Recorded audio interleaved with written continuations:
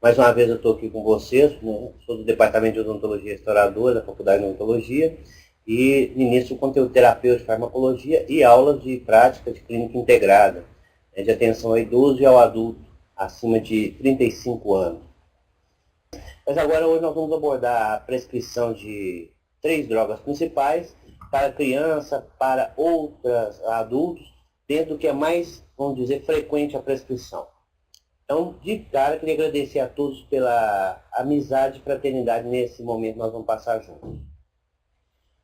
Em relação ao nosso código de ética, é sempre discutido qual que é o papel do dentista e qual que é a legitimação da prescrição para que o dentista possa, então, dar a ordem, que uma vez que prescrição é ordem por escrito, a ser cumprida, qual é a competência que a gente tem para prescrever droga. Bom, o artigo 6º do inciso 2º do Código de Ética Odontológica nos coloca o direito de prescrever e aplicar especialidades farmacêuticas de uso interno e externo indicados na odontologia.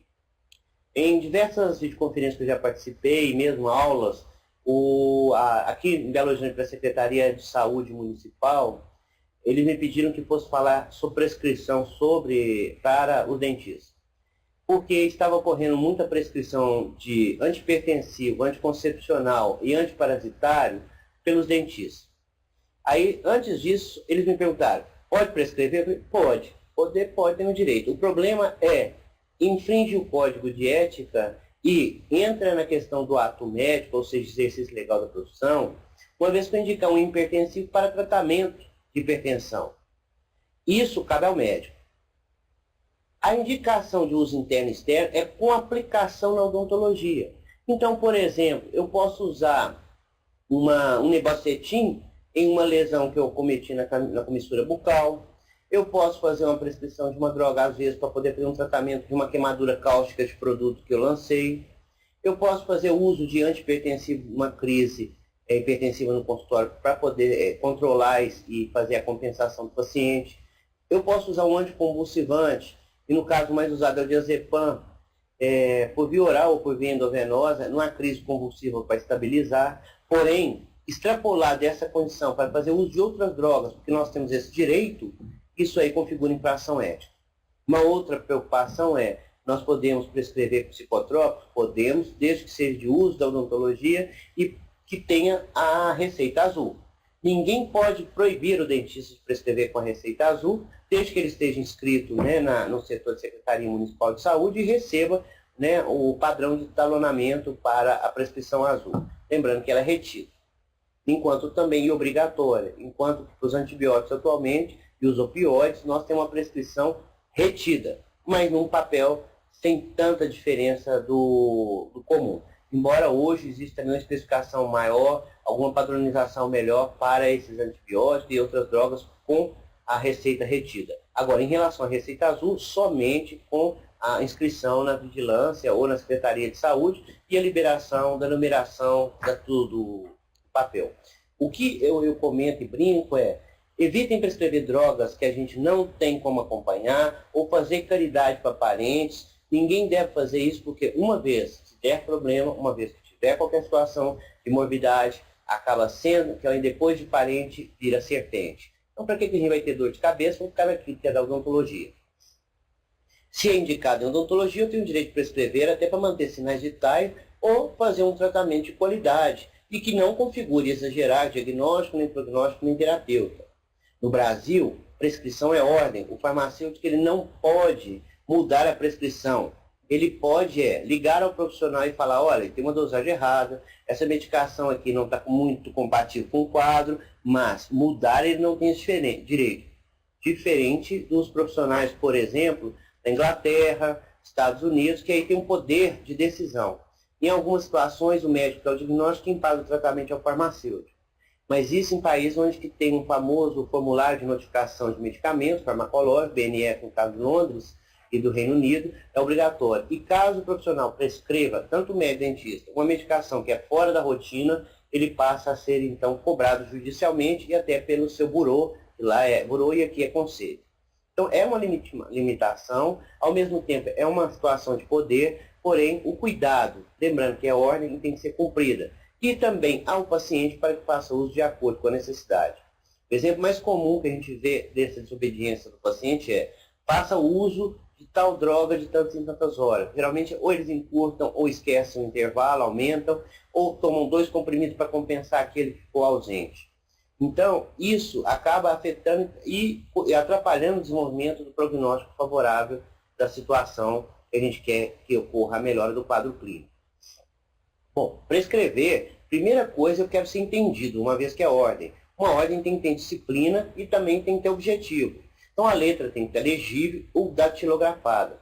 E sempre o ideal em 2 vias ou 3, dependendo da situação. Uma para que fique o paciente, quando é retida, a outra na farmácia e a outra para o arquivo dentro do prontuário odontológico. Na faculdade de odontologia, além das 2 cópias, faço o registro no prontuário na evolução de cada dia do paciente. Então, isso faz um registro. Essa cópia vem do convívio com a medicina e, ao fazer essa interação da medicina com a odontologia, a gente passa a evoluir igualmente o nosso paciente na faculdade de odontologia, inclusive fazendo a prescrição e a entrega. 2 formas legais de se garantir, ou através da receita, ou prescrevendo no prontuário, e também o paciente pode assinar o prontuário que ele recebeu a prescrição. Isso é fundamental e chama em direito antecipação de prova, ou seja, você se resguarda, é uma cautela antecipada. Com a entrada da lei do genérico, em 9.737, em 99, nós passamos a entender que, quando se cria um medicamento, eu passo a ter um medicamento chamado de referência ou patente. Geralmente, uma patente para ser quebrada, ou seja, para cair, e toda a rotina ser feita para chegar à fabricação daquele fármaco, ou droga, ou medicamento, e o termo correto é mais fármaco ou droga, porque medicamento pode ser até um chazinho da tia Maria quando é fácil para fazer carinho na gente. Então, essa colocação de situações de equívoco, como, por exemplo, é interessante, porque quando a gente faz uma prescrição, a gente quer que seja atendida e obedecida para ter um resultado favorável. Então, o genérico garante que a igualdade em mesmo parâmetro de biodisponibilidade e biotransformação com o referente e patente. Aí vocês podem pensar assim, mas caiu a patente em 20 anos, como é que eles divulgam? O processo tem que ser liberado, uma vez que a produção, eu posso fazer um sal de cozinha e aqui o meu sal de cozinha é patente. A questão é que eles podem ser iguais em fórmula, mas existem outros componentes que ajudam na absorção, o tempo de ação, a latência para a ação e depois a excreção. Quando eu pego uma referência, quebrada a patente, produzo o meu produto igualmente como foi feito e levo para teste de bioequivalência e biodisponibilidade, nós vamos ter igualdade de função, de biodisponibilidade e biotransformação, recebendo o título de genérico. O diferente é similar. O similar, ele é o seguinte, eu tenho a mesma fórmula, mas como ele não passou por teste de bioequivalência e biodisponibilidade, eu não posso falar que ele tem a mesma ação idêntica. Ele é parecido, é o famoso Denolex, parece, mas não é. E nesse campo ainda, nós temos que acreditar que o medicamento ele foi feito corretamente, embora as experiências que nós vemos tendo pela televisão, isso não está sendo tão bem produzido. Exemplo, o laboratório Teuto, que troca paracetamol por prego, que troca um atenolol por outra droga, e a pessoa corre o risco de tomar e passar mal. Imaginar que digoxina, que é um digitale, para controle de coração, erro de micrograma pode levar ao óbito do paciente, então nós estamos diante de um quadro que errar dose também produz morte e prescrição pode ocorrer morbidade e mortalidade. Com isso a gente tem que ter um controle maior. Lembrando só o caso do flu no Nordeste, onde a dentista prescreveu equivocadamente, ao invés de 0,2, ela prescreve lá um erro de 20%, e aí a criança tem uma intoxicação aguda e vai a óbito. A outra situação é que a mãe, que comprava gel de flúor a 1,23%, que isso em média dá 12.300 ppmf, e em gramas vão dar por volta de 12,3 gramas da solução. E aí, quando essa mãe deixava lá, ela estava vendo que o flúor gel estava indo embora. Né? Azedinho, gosto de morango, tem gosto de hortelã, e ela vendo o trem indo embora. E aí, o que acontece? Essa criança passa a ter intoxicação aguda, porque ela estava virando o vidro achando que era suco ou uma gelatina qualquer. Diante disso, de erros, equívocos, a justiça está aí para nos intimidar. e também o Código de Defesa do Consumidor, uma vez que a relação que se estabelece é de consumo. Para facilitar a nossa vida, eu estou apresentando para vocês 3 fórmulas básicas para correção de dose para a criança. Conforme diz o professor N. Leão, no livro de Pediatria Ambulatorial aqui da Medicina, ele fala que a criança não é um adulto em miniatura. Então, eu trabalho com a criança não por só idade, mas por peso ou área de distribuição de superfície. Ou seja, é a área que eu tenho de corpo e que depois, em média dos 30 quilos, se equivale à dose do adulto. Mas eu preciso utilizar algumas formas. A primeira que a gente apresenta é como eu vou calcular o peso da criança. Baseado na idade da criança, eu aplico na fórmula peso é igual a n vezes 2 mais 9. Então, uma criança, como exemplo é dado, de 4 quilos, de 4 anos, eu vou multiplicar por 2, dá 8, somado a 9, que é uma constante, vai dar aproximadamente um peso de 17 quilos, sendo n a idade. Então, essa é a fórmula mais simples. Como é que eu vou saber a dose da medicação para a criança? Eu pego o peso da criança que eu calculei, ou se eu tenho ele preciso, utilizo no peso na segunda fórmula. Eu vou fazer vezes a multiplicação da dose. Aqui podem existir 2 formas de cálculo. Ou a dose fracionada, ou seja, aquela daquele momento, ou a dose total. Porém, se for a dose total, depois eu vou ter que dividir pelos números de repetições de posologia durante o dia. Dividido por 70 quilos, que é o peso, tido peso médio do adulto. Então, peso vezes dose por 70 quilogramas. Então, sendo isso, o exemplo que eu estou dando, até para facilitar, de um medicamento muito utilizado tanto pela pediatria, quanto pela odontopediatria, quanto a clínica média, a clínica odontológica, é a dose da amoxicilina, que é calculada pelo peso, como está na fórmula. Então, tem 17 quilos para criança, aproximado para uma criança de 4 quilos. Lembrando de observar o corpo, porque a criança pode ter 4 anos e está desnutrida ou desidratada.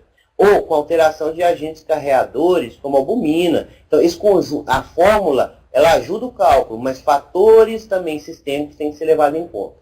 Então, eu pego 17, multiplico por uma dose de amoxicilina, que é 500 mg, e divido por 70. Vai dar aproximadamente 121,4 mg de amoxicilina. Se eu tenho em ml, eu faço uma regra de 3 para saber o valor da bula. Exemplo. Vocês vão ver mais para frente. Se eu tenho 5 ml, eu tenho 500 miligramas, 121 miligramas, vai ser quanto do ml? Eu faço uma regra de 3 e aí consigo achar o valor da dose da criança. Lembrando que essas drogas para criança, a maioria delas estão sob a forma de medicação, solução. Apresento então algumas drogas para a gente discutir os casos clínicos. Analgésicos antitérmicos são muito utilizados amplamente, com um volume muito considerável. Eu cito o ácido acetil salicílico, lembrando que é um caso de adulto, nós estamos falando de adulto e criança. O adulto, então, ele faz uso muitas vezes para prevenção de tromboembolismo e infarto agudo do miocárdio, que é o melhoral infantil, somalgin cardio e outras que vão melhorar o infantil também, que vai ter a dose 100 mg. Essa dose 100 mg para nós da odontologia, ele é bom em várias situações. E não é motivo para, no caso, anulação ou cancelamento da consulta de um procedimento cirúrgico.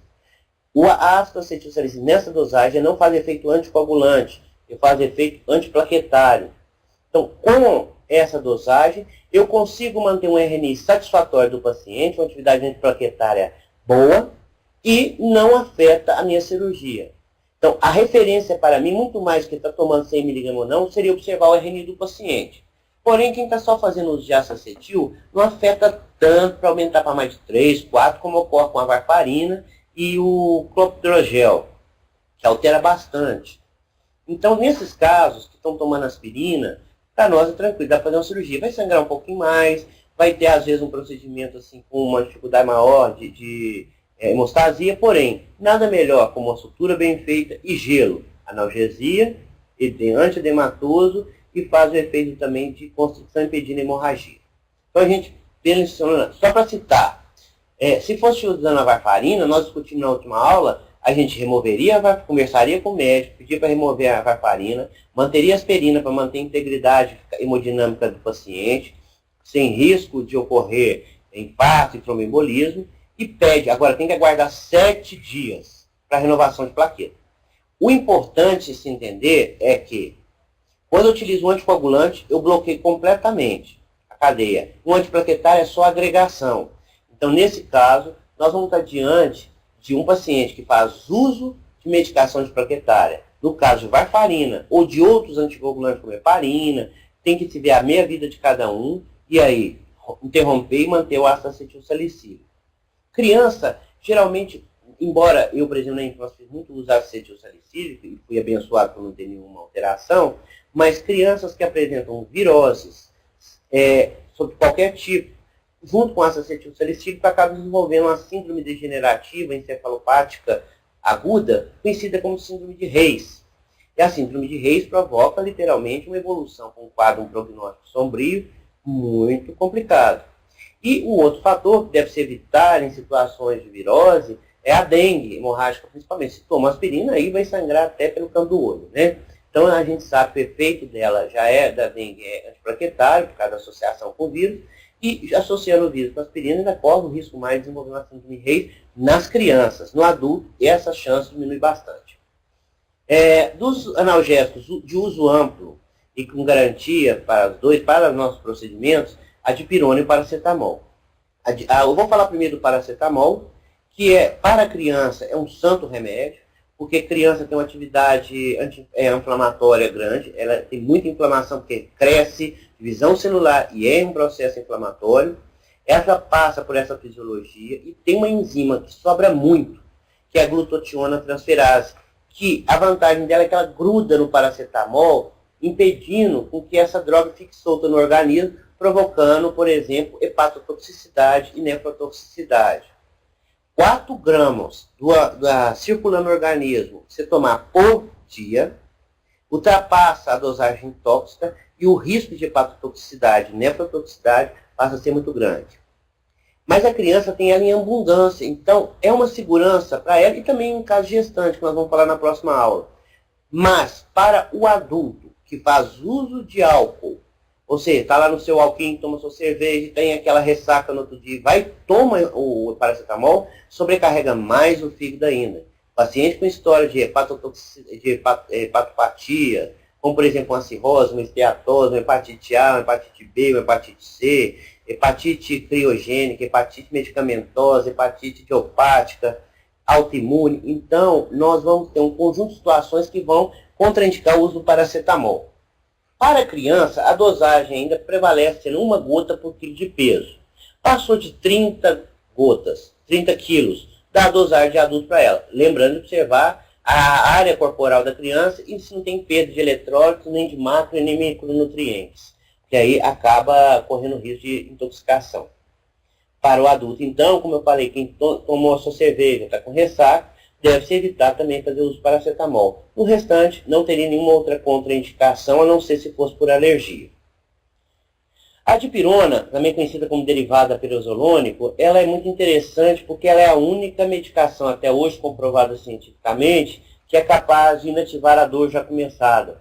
Sendo assim, ela, uma vez que já iniciou a dor, se aplicando ou fazendo uso oral da dipirona, você consegue inativar o caminho da dor. Diferente dos outros analgésicos que vão entrar proibindo ou inibindo a síntese de ciclooxigenase, prostaglandina, bradicinina e outros mediadores que vão causar dor e hiperalgesia, e vamos ter que bloquear para depois começar a fazer efeito analgésico.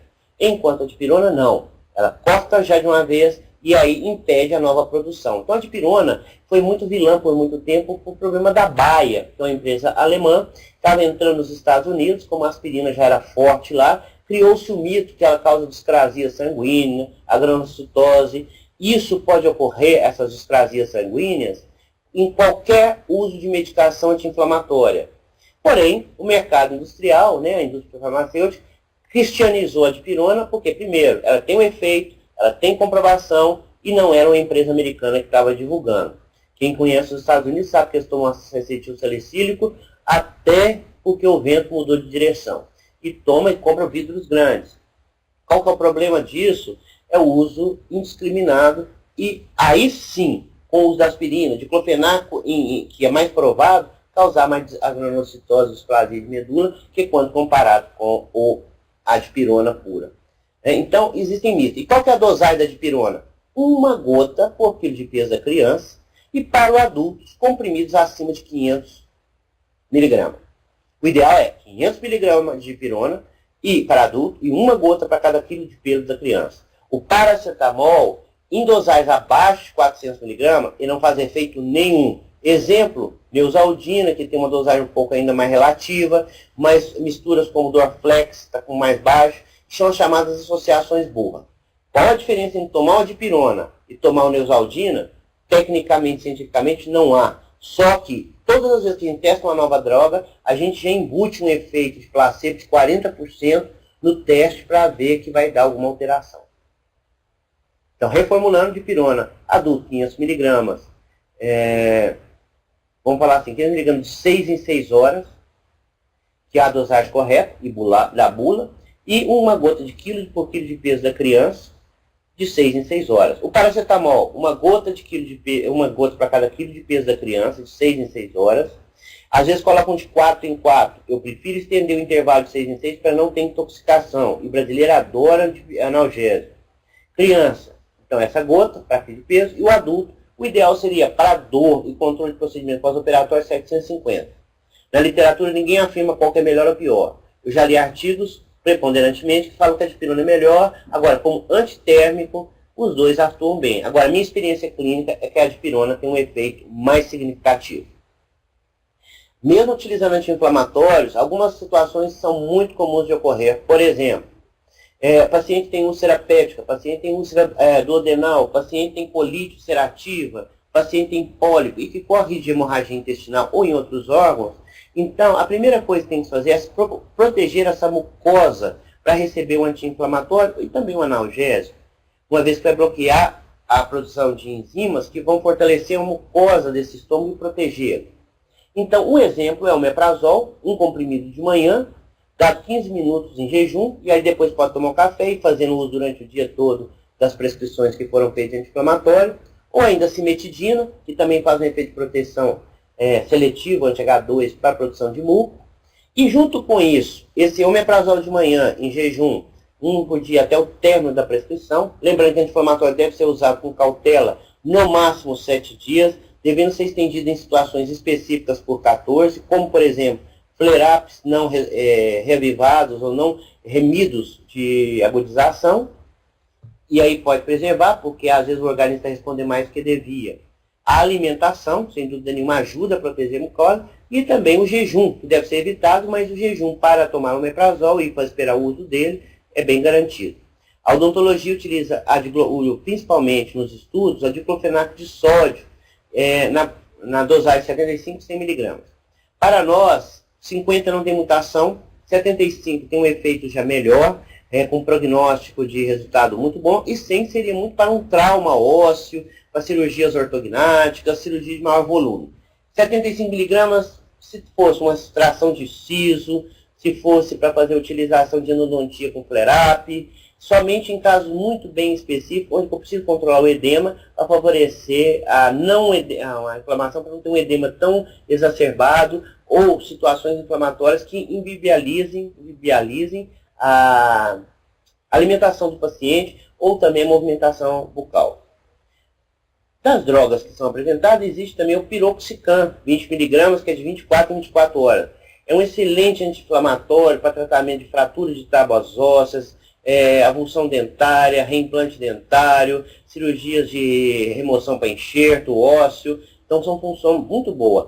A questão do piroxicam, o Feldene, que é o nome comercial, é porque a questão do custo e também, quanto maior o efeito, também mais sobrecarga o sistema gastrointestinal. E não vamos esquecer do rim. Todas as vezes tomam anti-inflamatório, o rim é comprimido por causa da elevação da pressão arterial, porque os vasos se fecham mais, porque a prostaglandina está sendo liberada. O ibuprofeno é bom, tem na produção de 400 mg aqui na rede pública de Belo Horizonte. Esse pode ser dado de 6 em 6 horas, evitando fazer um total mais de 2.400 até no máximo 3.200 mg por dia. Para pacientes para analgésico, são alérgicos à dipirona, ao paracetamol, Uma opção que a gente usa é o ibuprofeno, porque da potência dos anti-inflamatórios é o mais tranquilo e mais na calma, né, em relação aos outros. Sem dúvida, a nimesulida, 100 mg de 12 em 12 horas, é um outro medicamento muito bom usado, principalmente para traumatismo dento-alveolar e situações de fratura óssea e outras similares, ou seja, que envolve um vulto maior de trauma, de edema e possibilidade de dor e também diminuição da fisiologia do paciente. A relação que se tem com o uso de corticoides, dexametasona e hidrocortisona na odontologia, os casos que eu vejo de relato mais são para cirurgia de terceiros molares. A minha opinião, e pela literatura, é de apontar para vocês que deve-se evitar o uso dessas duas drogas, porque trabalham ou afetam o metabolismo basal e vão mexer com cortisol. Se a gente pensar que pode estar com um paciente portador de diabetes, se eu dou um corticoide, a tendência que tem é de elevar a glicemia desse paciente. Sendo assim, para nós na odontologia, a única aplicação de uma hidrocortisona, por exemplo, na clínica odontológica, seria através do uso do otosporin para pulpotomia. E assim mesmo, até a literatura não tem um consenso na evidência científica sobre qual seria o papel efetivo na inflamação pulpar no pós-operatório de pulpotomia. Sendo assim, resumindo o quadro inflamatório, eu acredito que dos que a gente mais prescreve é o diclofenaco de sódio, 75 mg, de 8 em 8 horas, devendo limitar a 48, 7 dias, no máximo 48 horas, 7 dias, assim como o segundo mais prescrito aqui em Belo Horizonte, ibuprofeno de 400 mg, de 6 em 6 horas. Também, após isso que eu falo com os pacientes, às vezes quando faço cirurgia maior, olha, vou te dar por 48 horas, e após isso você vai trocar pela dipirona. Então, eu contive as 48, 72 horas, que são momentos mais críticos, chamados de fase catabólica, fase então de refluxo, que eu tenho uma hora aporte ali de células de sangue para tentar fazer o reparo inicial, que são as piores horas. Depois disso, eu entro com a dipirona, porque aí eu já se controlei a inflamação e eu posso dar a possibilidade para esse organismo se responder com mais qualidade e evitando assim a infecção. Entrando na linha dos antibióticos e quimioterápicos, alguns mitos precisam ser quebrados em relação à posologia, o tempo e o uso. Primeiro, eu vou usar só por 48 horas, até desaparecer os sinais e sintomas. É o maior engano que pode existir. Uma vez que eu tenho a infecção, eu posso abrandar sinais e sintomas, principalmente até alterar o padrão febril. Porém, se não for usado por um período de 7 dias, em alguns casos 10, e tem tratamentos médicos que vão até 30, 40 dias de uso contínuo de medicação antibiótica ou quimioterápica da área, vai ocorrer resistência bacteriana. Então, o que é mais comum eu vou subtratar, agravar mais a situação, e muitas das vezes, na hora que for tratar novamente com o mesmo antibiótico, pode ser que já tenha resistência. E está ficando mais comum cada dia isso. Então, esse conjunto elencado, nós vamos exemplificar, falando mais para vocês, que o tempo correto de antibiótico é de 7 a 10 dias. Esse é o padrão, não existe 48 horas, 2 dias, não existe 3 nem 5. A ciência nos aponta 7 dias. Qual é o cuidado que temos que ter, nós vamos abordar na próxima videoconferência? Aleitamento e a amamentação. Lembrando que aleitamento é o ato de dar o leite, a amamentação a mama. E antibióticos, esteroides são secretados e excretados ali pelo leite materno. A amoxicilina, então, nós temos ela de 500 mg, e desculpa, saiu errado aí, 875 mg. Ampicilina, 500 mg, com também a parte injetável, clindamicina 300, cefalexina de 500 mg, e a sulfa, que é o trimetopim associado, 400 mg de sulfa e 80 de trimetopim, que é o famoso Bactrim. Só para citar aí para quem lembra, a benzilpenicilina é a benzetacil. Ela é de depósito, ela tem uma partícula que ela é muito pouco solúvel, por isso que dói muito quando ela entra, porque ela é um cristal. Ela sai machucando a musculatura e a dor passa a ser muito grande na hora da dissolução dela.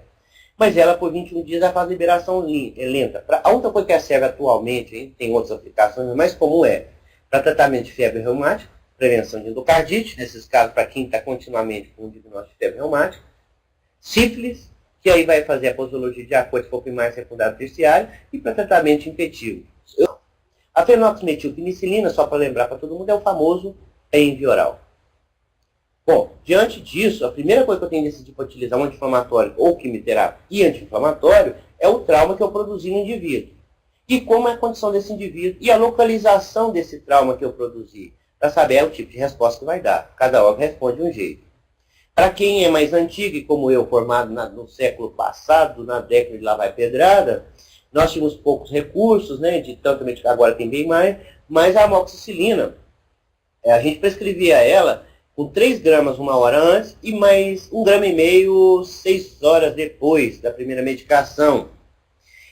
Isso caiu por desuso porque a gente sabia que se eu dei 6 gramas, né, 3 gramas, no final de, bem na conta bem prática, no final de, por volta de 8 horas, eu vou ter a dosagem reduzida pela minha vida metade, ou seja, vai estar 1,5 circulante. Mas qual que é a dosagem científica de MIC, que a gente chama de concentração inibitória mínima, para poder fazer efeito? Seria o dobro da dose usual? Não. Para os trabalhos produzidos pela Dijane et al., desde 96, 97, 99, 2003, 2006, 2007, ela repetiu o mesmo protocolo com os outros colaboradores da American Heart Association e também na Diabetes Care, da Associação Americana de Diabetes. Eles viram que eu precisaria fazer 2 gramas 1 hora antes do procedimento da amoxicilina, porque mesmo caindo a concentração, eu teria o dobro da circulação necessária de MIC, que é 1. Por isso que dá 2. A discussão que a gente teria que ter mais tempo era por que alguns só dobram a dose? Dobrando a dose, você vai cair para 500, a sua cobertura como efeito profilático, ou seja, preventivo de disseminação de infecção, não é tão satisfatório. Então, nós apresentamos um conjunto no mercado aí que tem, isso é só para ilustrar os nomes comerciais, as formas que vocês vão ter. Esse quadro eu modifiquei para trazer para vocês, porque a dosagem da criança e do adulto, ela é feita de acordo com, como eu falei, a área corporal, mas aqui tem uma fórmula já pré-estabelecida. Todas as vezes que eu precisar prescrever um antibiótico profilático, e por que eu não estou falando do terapêutico? Eu vou prescrever terapêutico na dosagem normal dele. Quando eu tiver febre, infartamento ganglionar, são sinais clínicos que a febre ou a disseminação do antígeno está no corpo. E na outra situação é quando eu tiver algum fator ou comorbidade sistêmica que me eleja a indicação dessa droga, ou do antibiótico profilático. Então, a amoxicilina, por exemplo, para adulto é 2 gramas via oral, 1 hora antes do procedimento, ou seja, 4 comprimidos de 500 miligramas. As crianças, a dosagem é 50 miligramas por quilo de peso, 1 hora antes do procedimento. Volto a lembrar, se a gente for pensar assim, olha, a partir de 30 quilos, igual eu falei, a dose de adulto, 30 vezes 50 é 1,5 grama, então eu já posso arredondar para 2 e dar para a criança acima de 30 quilos. Tem literatura que fala que é 35, 28, eu fiz uma média 30 para a gente ser mais coerente com a literatura. Mas eu posso ter, a pergunta é, e se a criança já tomou e comprovadamente já fez até antibiograma, que ela tem resistência à penicilina? Aí eu posso acrescentar o amoxicilina, clavulanato. Aí dá 2 gramas dessa droga, lembrando que o clavulanato vai aumentar também a concentração dele. Uma outra opção para quem já tem resistência, seria pular para a segunda opção. Seria a clindamicina ou a eritromicina. Lembrando que a mudança da eritromicina para a clindamicina foi em fator da concentração óssea e salivar da clindamicina, que é melhor do que a eritromicina, e também pelos efeitos colaterais, são menores. Adultos, 600 mg, que é o dobro da dosagem de 300 mg. Aqui é uma droga bacteriostática, mas nessa dosagem fica bactericida, 1 hora antes do procedimento. Crianças, 20 mg por quilo de peso, 1 hora antes do procedimento. A outra opção seria cefalexina, a terceira opção, ou cefadroxil. Adultos, aí como é a irmã rica da penicilina, nós vamos fazer a mesma dosagem. Adultos, 2 gramas, 1 hora antes do procedimento, ou criança, 50 mg por quilo de peso, 1 hora antes do procedimento. Aí vem a regrinha. Mas quem é alérgico à penicilina, amoxicilina, ou ampicilina, ou fenilmetilpenicilina, benzetacil, ou ao princípio da penicilina, o anel beta-lactâmico, vai ser alérgico também à cefalosporina. Então, 65 a 70% dos casos, há reação de persistividade cruzada por causa da presença do anel beta-lactâmico. Então, nós vamos optar pela clindamicina. Não tem nenhuma dessas, o que pode ser feito? Se você tiver azitromicina, um comprimido de 500 mg, 1 hora antes, pronto. Claritromicina, que essa é mais cara, mais difícil até a gente entrar no mercado. Crianças, 20 mg por quilo de peso. Então, para amoxicilina, cefalexina, azitromicina e claritromicina, a dosagem para adulto sempre no caso, vai variar pouco, mas é por volta disso. Mas na regra geral, amoxicilina e cefalexina, 2 gramas, uma hora antes, 50 mg por quilo de peso em criança. Clindamicina, 600 mg ou 20 mg por quilo de peso. Se for azitromicina ou claritromicina, aí sim um comprimido só de 500 mg uma hora antes, ou criança, 20 mg por quilo de peso. Exemplo para a gente ficar concreto. Alveolite precisa de anti-inflamatório, antibiótico? Não, porque a alveolite é uma inflamação. E se eu der anti-inflamatório, corre o risco de diminuir mais a vascularização, dificultar mais o acesso de célula e desorganizar ainda mais ou deixar o alvéolo seco. Então, dois tipos nós temos. Ou aquele que ela vai fazer a úmida, né, que vai estar a degeneração do coágulo, e ele então não fica ali retido, ou vai fazer um efeito já de corpo estranho, e aí pode desenvolver infecção secundária. É a alveolite que pode ser seca pela saída do coágulo, mas não é tratamento local. O que a gente faz? Eu prefiro utilizar gás estéreo com base anestésica até a melhora dos sinais e sintomas e a revascularização. Anestesiar é pior para curetar, porque vasoconstricção, dar anti-inflamatório vai dificultar mais a irrigação. Pericoronarite, se ela é leve e moderada, aqui entram duas questões. Leve e moderada, eu só tenho a inflamação localizada junto com a infecção. Então, basta limpeza local. Eu vou fazer, porque entre a leve e a moderada, o que vai diferenciar é o aparecimento de trismo. A leve não tem tanto trismo, a moderada tem. Na outra vai ter dor, dificuldade alimentar. Porém, na grave, eu já apresento febre. Então, infartamento ganglionar. E então, qual que é a diferença das duas? Na leve e moderada, tratamento local, limpeza, colutórios, como pode ser água com sal, que é o melhor que tem. Pode utilizar clorexidina? Pode, só se for mesmo necessário. Mas como arraste mecânico, qualquer solução faz arraste. Agora, se eu preciso de efeito para diminuir bactéria, aí sim uma indicação boa é a clorexidina até para irrigar. Mas na grave, eu tenho que prescrever, além disso tudo, o antibiótico. Aí nós vamos começar com a amoxicilina, 500 mg, de 8 em 8 horas, por um período de até 7 a 8 dias. Se forem indivíduos imunossuprimidos por medicamentos como transplantados renais, transplantados hepáticos, transplantado pulmonar, eu nem falei de transplante medular óssea, que ela é uma exceção um pouco, porque no momento da redução da medula para fazer preparo para o enxerto da medula, se reduz muito, então já predispõe essa infecção. Aí tem que fazer mesmo. Agora, no pós-operatório vai variar de acordo com o tipo de leucemia e tipo de enxerto. Geralmente, as mais comuns, você vai ter até 6 meses uma atividade mais baixa, depois volta ao normal. Então, sempre conversar com o médico para TMO, transplante de medula óssea. E muitos farmacológicos, não, eles têm que receber antibioterapia profilática de 2 gramas de amoxicilina uma hora antes. Se for alérgico, clindamicina 600 mg. E se for criança, 50 mg para amoxicilina por quilo de peso. E se for a clindamicina, 20 mg por quilo de peso. E as patologias associadas à imunossupressão, como o HIV, pessoas que tiveram o baço removido, e a anemia com a baixa da hemoglobina, esses indivíduos vão precisar receber antibiótico terapia profilática. Lembrando que para HIV, a literatura ainda não tem um consenso. Se o indivíduo portador do vírus está com contagem CD4, CD8 razoável, uma relação boa, e não apresenta nenhum tipo de alteração sistêmica ou bucal de imunossupressão, então, teoricamente, não se deveria dar. Hoje, nós repensamos que esse paciente fica mais suscetível à resposta inflamatória. Então, nós optamos por dar a medicação para esse grupo de pacientes também, preventiva, só 2 gramas uma hora antes. Os portadores de diabetes, então, automaticamente, compensados ou não, por dificuldade de apedécio macrófago e cicatrização mais lenta, por dificuldade mesmo, né, da doença, eles têm que receber antibioterapia profilática, sim, 2 gramas uma hora antes. Endocardite infecciosa. Se a criança já teve história, aí tem 3 tipos, né? Viral, bacteriana e fúngica. A bacteriana é mais comum. Se a criança relata que teve ou adulto endocardite infecciosa, principalmente a mãe que chega com aquele menino falando que o menino tem vento no coração ou tem sopro, nós sempre vamos optar por fazer, na dúvida, não tem um ecodoppler, fazer a utilização de antibiótico, 2 gramas uma hora antes, né? E lembrando que é 2 gramas, não 2 gramas, tá, gente? 2 gramas uma hora antes de realizar o procedimento para a prevenção dessa criança, principalmente com história de febre reumática. Em caso de pulpite reversível sintomática, a única coisa que trata não é nem antibiótico nem inflamatório, é a abertura da câmara pulpar e o extravasamento desse material exudado, inflamatório, para o exterior.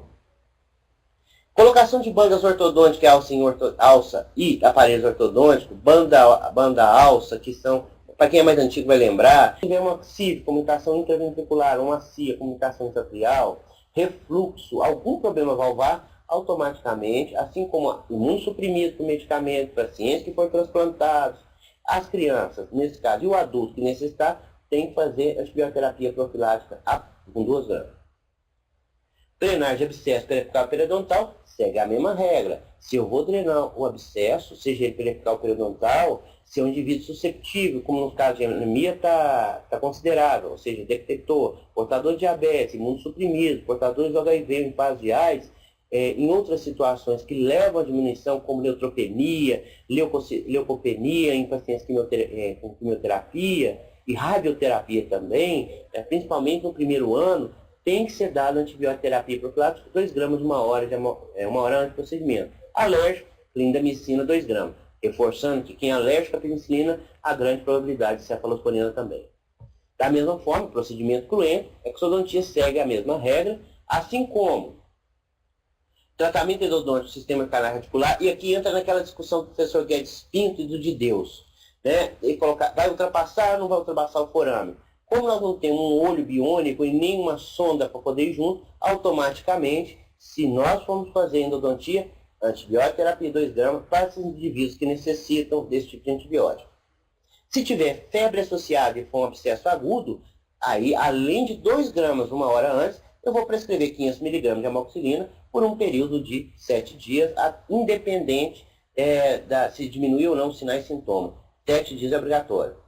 Da mesma forma, sondar um dente, fazer polimento coronário, fazer procedimentos que vão levar a aumento de calor, dilatação de vaso, entrada de bactérias, como também na raspagem sub- e supragengival e cirurgias periodontais, a mesma regra, 2 gramas uma hora antes. Aí vem a pergunta, mas se tiver com febre? Se tiver com febre, tratar primeiro a infecção para depois fazer cirurgia. Ou raspagem, porque ali não adianta, nós vamos correr risco de agudizar mais o quadro. E, para finalizar, o que é importante diante dessas situações é que a diferença entre o veneno e o remédio é a dose, como já diria Paracelso na época grega.